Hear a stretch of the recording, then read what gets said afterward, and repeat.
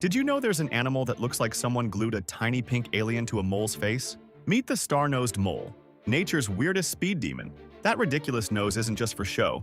Those 22 fleshy tentacles are packed with over 100,000 nerve fibers. That's 6 times more sensitive than your hand.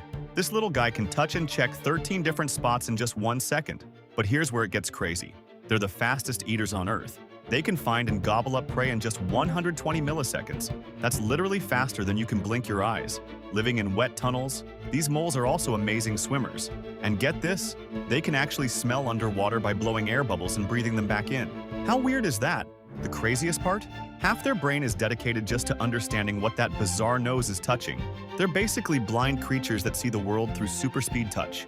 Nature really went wild with this design.